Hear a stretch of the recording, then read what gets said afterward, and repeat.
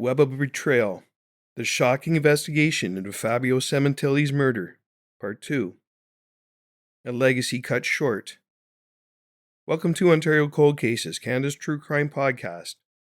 On this week's Historical True Crime Tuesday, we're diving into a case that crosses borders, blurs the line between glamour and greed, and unravels a betrayal that shocked two nations. Fabio Sementilli was more than a hairstylist. He was a global icon, a mentor, and a beloved family man. From his humble beginnings in Toronto, Canada, to his rise as an international beauty industry executive in Los Angeles, Fabio lived a life that seemed untouchable until one January evening in 2017. Fabio Sementilli's life was a masterpiece of creativity and kindness, but his brutal murder in January 2017 left a gaping hole in the lives of those who knew and loved him. In part 1, we explored Fabio's rise from Toronto's beauty scene to global acclaim and the shocking discovery of his lifeless body on his patio in Woodland Hills. Forensic clues hinted at a crime far more sinister than a botched burglary, leading investigators and Fabio's family desperate for answers. In part 2, we delve into the twists and turns of the investigation that followed, uncovering secrets that will leave even seasoned detectives reeling.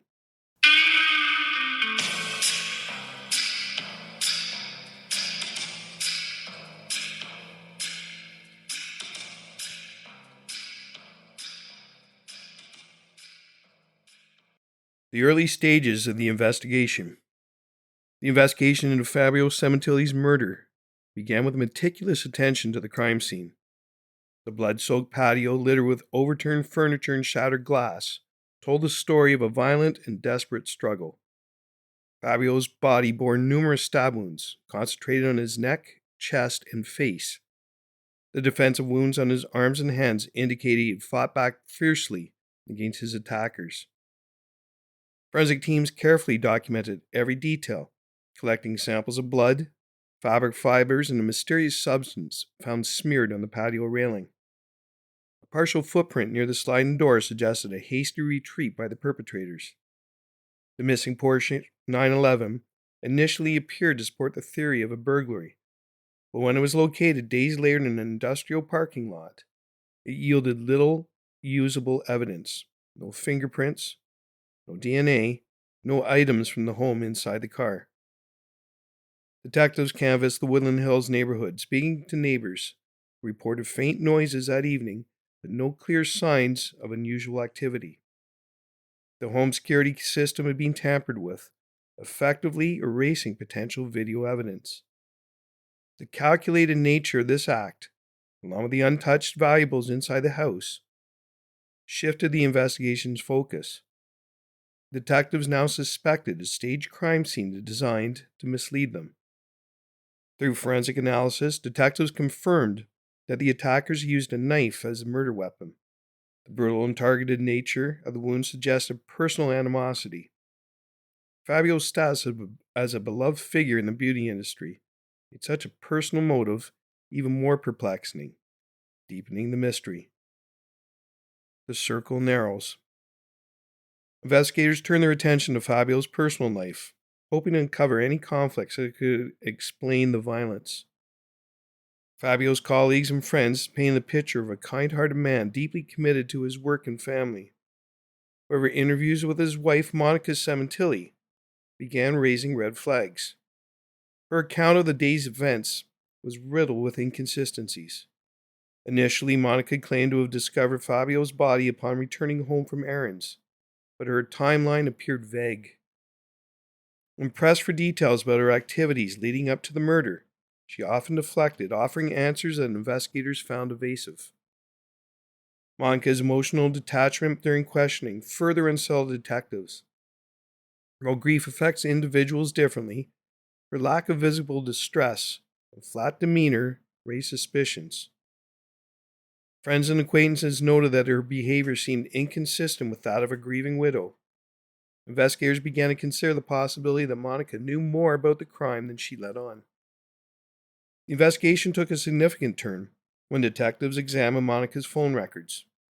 These revealed frequent and lengthy communication with Robert Baker, a racquetball coach whose background was anything but ordinary.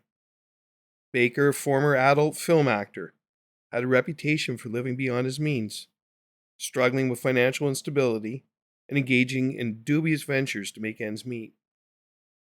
As detectives dug deeper, they uncovered evidence of a torrid affair between Monica and Baker.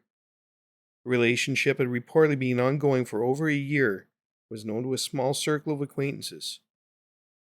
Text messages between the two suggested a relationship that was both passionate and calculated, with discussions that hinted at dissatisfaction with Monica's marriage and ambitions for a new life. Adding to the intrigue was the revelation of Fabio's $1.6 million life insurance policy, with Monica as a sole beneficiary. The financial incentive, combined with the affair, pointed to a potential conspiracy. Investigators began to hypothesize Monica and Baker might have orchestrated Fabio's murder for monetary gain and to remove an obstacle to their future together. Friends of Fabio recalled moments when he expressed concern about the state of his marriage, but remained committed to making it work for the sake of his children. This dedication made the betrayal even more profound as detectives began to piece together the intimate details of Monica's double life and the secrets she had worked so hard to keep hidden. Up next, uncovering the plot.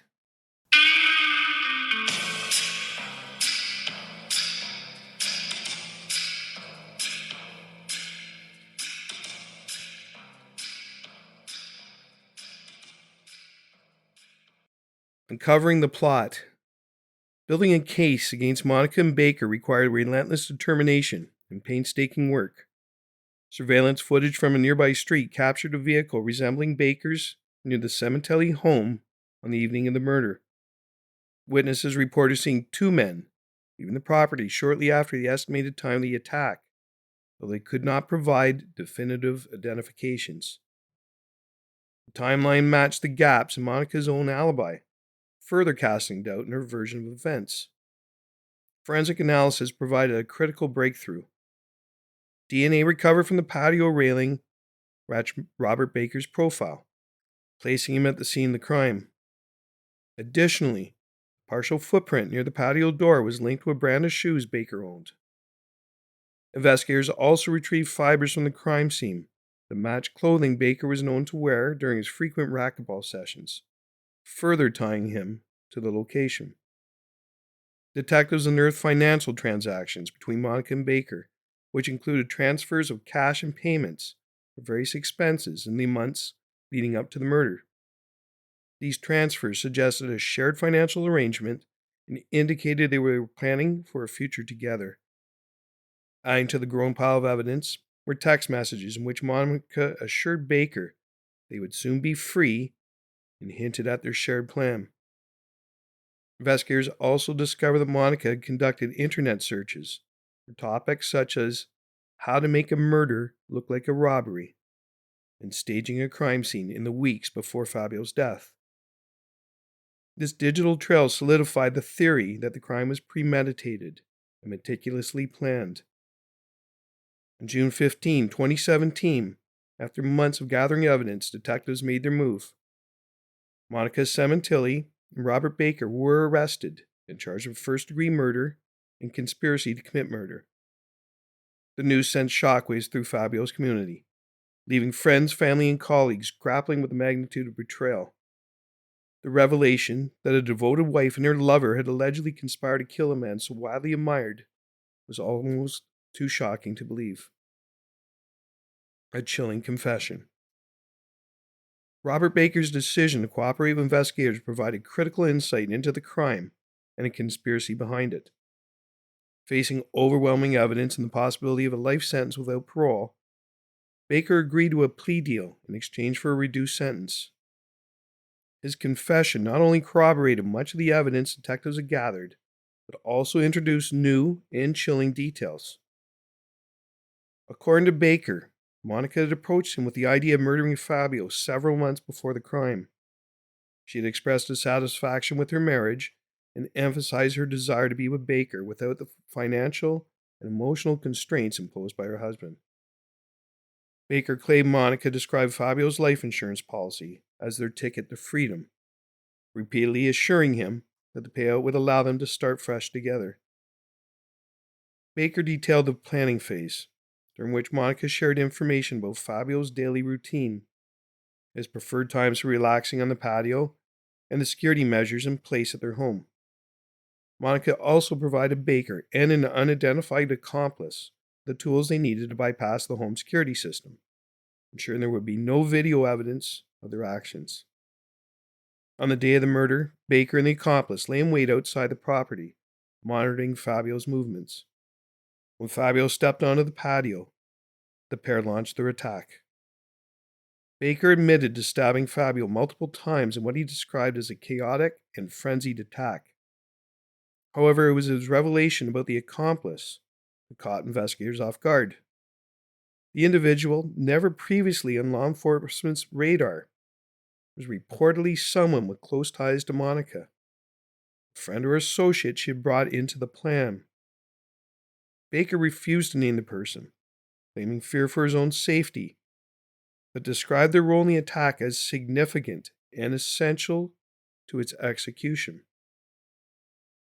After the murder, Baker and the accomplice fled in Fabio's Porsche, abandoning the vehicle in a remote industrial area to create the illusion of a botched robbery. Baker stated that Monica had coached him extensively on how to stage the scene, emphasizing the need to make it appear random to mislead investigators. In his confession, Baker portrayed himself as a pawn in Monica's scheme, claiming she manipulated him with promises of wealth and a life together. However, prosecutors and detectives were skeptical of this characterization, noting Baker's active participation in the planning and execution of the crime. His refusal to identify the accomplice added a new layer of intrigue, left investigators wondering if the full truth would ever come to light. Baker's confession not only solidified the case against Monica, but also deepened the tragedy of Fabio's murder. The calculated nature of the crime and the betrayal by those closest to him painted a harrowing picture of greed and manipulation. In closing, the mystery deepens. As part 2 of this gripping story concludes, we are left with a devastating portrait of betrayal. Fabio Sementilli's murder was not a random act of violence, but a calculated plan driven by greed and personal ambition. Yet as the trial approaches, new revelations threaten to upend everything investigators thought they knew. What role did the unidentified accomplice play? And could there be more conspirators still at large? In part 3, we will take you inside the courtroom, where shocking testimony and explosive evidence will bring this tragic case to its dramatic conclusion. Stay tuned to Ontario Cold Cases, Canada's True Crime Podcast, for the final chapter of this haunting story. Make sure to subscribe to the podcast so you don't miss a single episode. Leave us your thoughts and theories as we continue to uncover the truth behind Fabio's murder. Tune in next week for part 3, Justice and Betrayal.